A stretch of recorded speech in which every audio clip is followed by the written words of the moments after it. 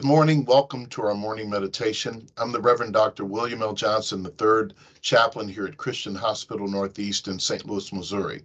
Every week, we share these messages and we hope that they provide inspiration and encouragement for you and for others as we find ourselves navigating life. It is my joy to share these messages, and I hope that they are everything that you may need during the course of the week, and that you might be able to share them with friends and family and with others who may find themselves in need of a boost through the duration of the week. So here we go. Today's morning meditation is entitled Choosing Joy. Choosing Joy. Yeah. I thought about this title and I thought about what message I wanted to share with us in light of all that we have found ourselves enduring. And I wanted to say to you without equivocation, in giving you this encouragement, I hope that you reach the place where you are not afraid to live, not afraid to live. And let me share a little bit about what I mean by that, because I think in many ways we have been conditioned by our own life experiences or the admonition and warnings of others. We have found ourselves looking around in social media or acknowledging that trouble has happened to us, difficulties have happened, trauma has happened in our lives that has conditioned us to kind of look for the other shoe to drop or to wait for the outcomes before we exhale and decide to kind of release some of our anxiety and stress. And so many of the things that we face in life require of us to grind it out. I mean, we really work hard. We can't even enjoy the things that we love the most, whether it's a good movie or maybe it's a sporting event or maybe even going to our children's recital or enjoying our family without worrying about something going wrong or worrying about things going off the rails or not turning out the way we want or hope that they would, or finding ourselves working on our jobs and hoping that we don't get sick or hoping that we don't have bad news on the other end of that phone call. Some of us are commuting back and forth to work and hoping that no one runs into us this week, or people are more careful, frustrated that we might not be on time. All of the things that we bottle up in our lives, and to discover that it makes it hard for us to really be joyful. And I'm concerned that we have lost a sense of joy, just simple joy. Joy in living, joy with the ability to know that we are around and able to experience life the way we have. Sometimes our traumatic experiences have robbed us of that, the loss of loved ones who we wish we could share those moments with, excuse me, or the moments in which we found ourselves kind of feeling the light only to discover that, well, things are not perfect the way I would like. And so we ceased to be able to really enjoy them. Well, I read a little book. It's entitled What If It's Wonderful by Nicole Zasowski. And I want to make sure I say that right. Zasowski.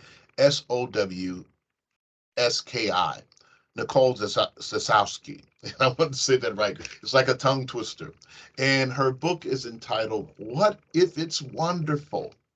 In other words, instead of saying, well, what if it doesn't go right? And what if it doesn't work out? Or what if the doors don't open? What if the opportunities don't come? What if the child doesn't come out well? What if the grades don't live up to what I hope for? What if the relationship falls down? I don't know if I want to really be in love because I don't know what that looks like, because every relationship I've had seems like it crumbles and falls. What if my loved ones don't appreciate me? Or what if my job doesn't accept me? Well, those are all valid things to consider. But what if it's wonderful?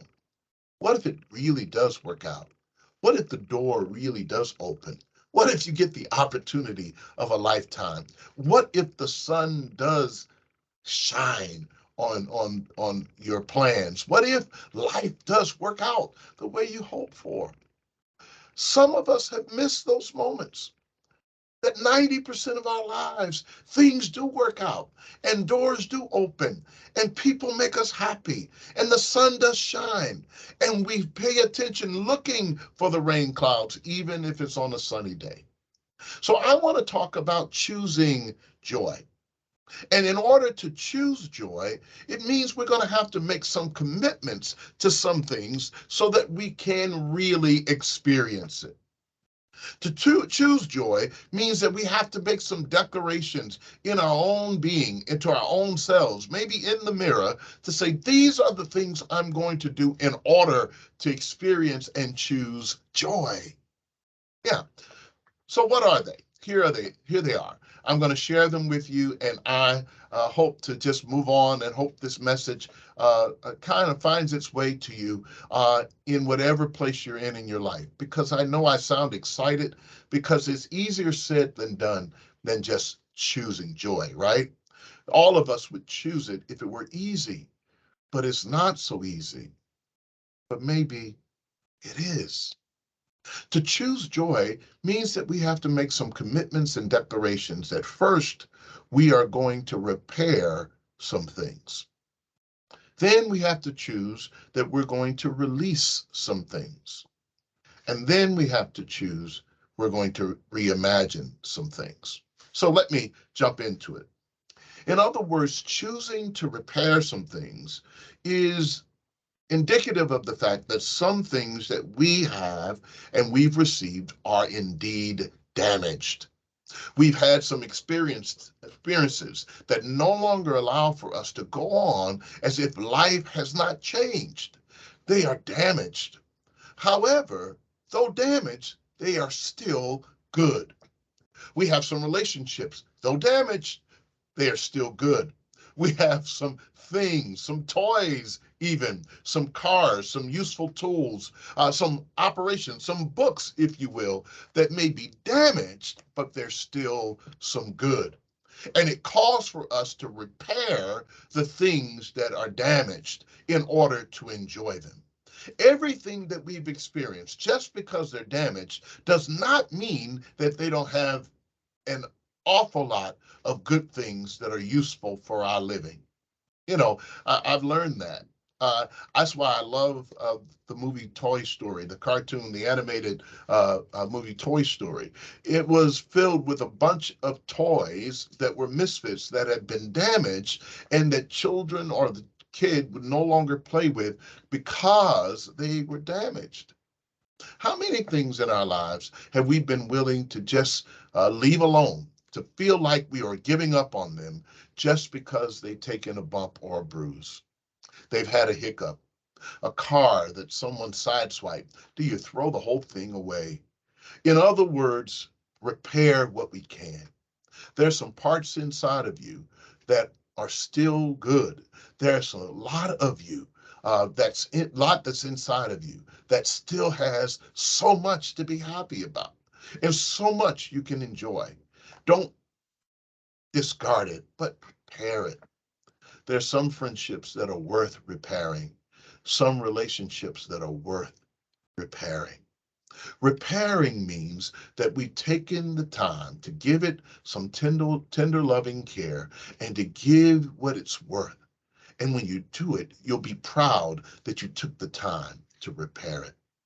Choosing joy means that I loved and that thing or that person or that relationship, and I am willing to give my energy and time to make it work again. Repair some things. We have to choose and decide which things are worth repairing. Put them on an item list. Write a list and look at the broken things in your life and measure up whether or not they are worth repairing. And if they are, give the effort. You'll be surprised how they will bless your life. I have some shoes that every time they start to look kind of dull and out of whack, I am tempted to toss them and take them and give them away.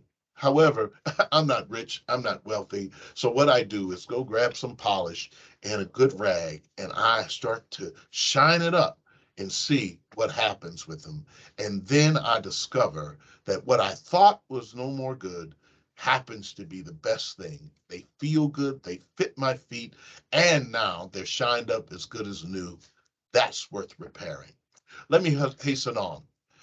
Some things, however, we have to declare and commit to, not only that they are worth repairing, but some things I have dare say that we have to commit to releasing. Yeah, some things we have to let go of. I can only imagine if you're like me, if you grew up where I grew up, I didn't have a lot of things, so I kept and held on to the things that I had to try to repair them. But some things are beyond repair. Some things are beyond repair. Yeah, I said it.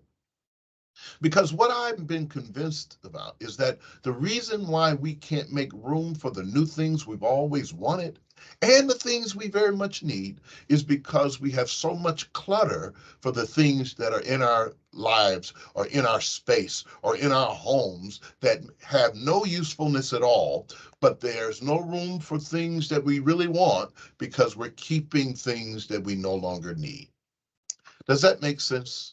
That there is a time to clear the clutter, to release the things that are occupying space that they no longer serve you well in.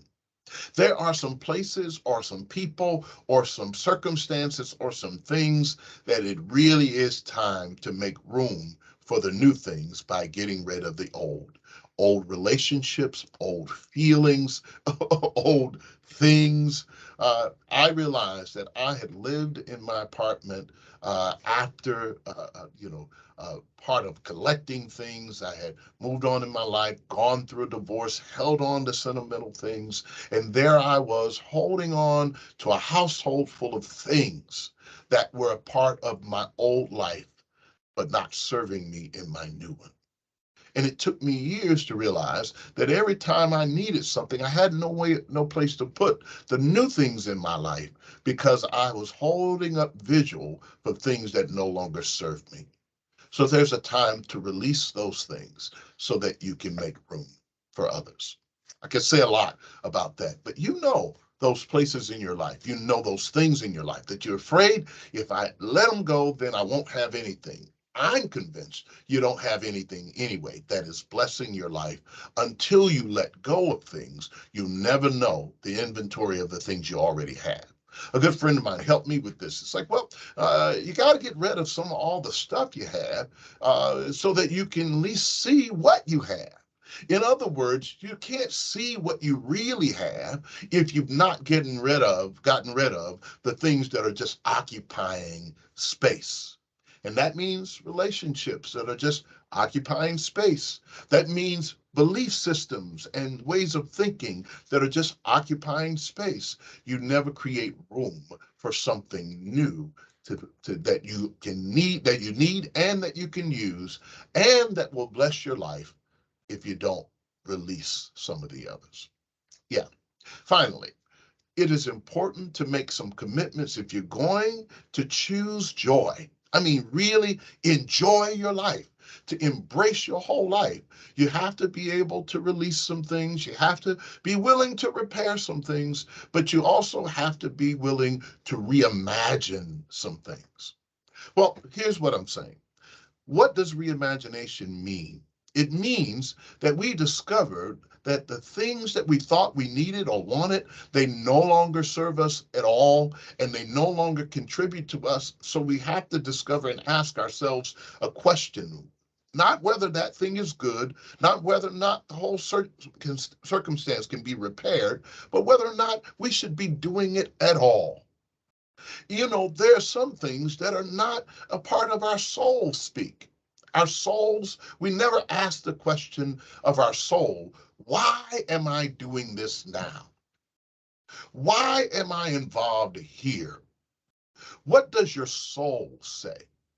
In other words, letting your soul speak to you allows you to make some determinations about whether or not you were imagining a life that someone else put on you, you're imagining a life, working through a life that you thought might work out, or if you're able to reimagine your future life and your now life based on what values you have right at this moment in time. Yes. So I suggest a reimagining. I mean, really sit down and imagine what you really love. What do you really want? I mean, really. I don't mean what you thought you wanted. I don't know if you like me, but I thought I wanted a lot of things.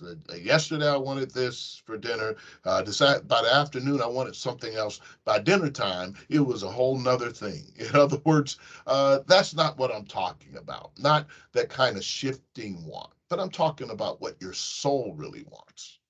And if you reimagine what's really there, you'll discover a new you as you're experiencing new things. And to enjoy your life, to choose joy, you'll discover that all the things that you imagined that would satisfy you and that you imagined would bring joy to your life may not really be it.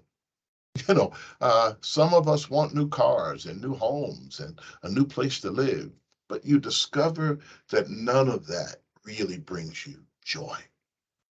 Yeah, I don't mean happiness, I mean joy. Joy is a different thing than happiness. I hope you know that. Someone once said, I probably said it here before, that I thought it was great. I don't know where I got the quote. I don't know where I came up with it. So I wish I could attribute it to someone. I just know it's not mine. But they said, be careful about happiness because happiness often depends upon our happenings. And if our happenings aren't happening the way we want them to happen, then there goes our happiness. Sounds clever, right? But joy is a different thing. Joy has some anchoring that no matter what the external happenings are, joy emanates from the inside, not from the outside. No one can give you joy, and no one can take it away. Joy is a thing that I believe our divine creator gives us so that you wake up and you live your life embracing and choosing joy. Joy then outruns and outlasts our circumstances so that I have joy even when life is not actually dealing the cards that I want. I have joy even when I look for sun, but I got rain. I have joy in the midst of things so that I realize who I am in life. Sort of like Frankie Beverly and Mays would say, something about the golden time of day. There's a time in our lives when you know who you are. That's joy to me. When you know who you are in the creation of all things around you, you know that your divine creator made you perfectly who you are. And then you can decide it's wonderful, like Nicole Zasowski says, and that you can embrace joy, enjoy joy, choose joy. Well, I wanted to share that message. I hope it's inspiring and encouraging for you. I hope that you really choose joy this week. I hope you choose joy today. There are a lot of things that are going to come your way, a lot of things to tell you no, a lot of things to deter you. But to choose joy means to realize that whatever comes your way, you can either repair it, you can either release it, or you can either reimagine it. Whatever it is that comes your way this week and today, repair it, release it, and reimagine it. And if you see it that way, then you realize that, wow, I have some ability to have an impact on the life that I receive. May not be able to deal with what happens outside of there. I can't control everyone and what they choose to do, but I can control and choose on my own whether I am going to try to work it out and repair it, or I'm going to let it go and release it, or whether or not I'm going to reimagine what it really meant and what it really means in my life based on what my soul tells me. And in that moment, I can commune with my creator. I call that creator God. And God can tell me, this is why I've made you. And this is why I've created you for the day. So choose joy in it. And that is the message for today. Thank you so much. Remember, you're loved, you're appreciated, and you're irreplaceable. And I mean that because I hope that you'll be able to demonstrate that by choosing joy today and this week. Have a great one. Bye bye.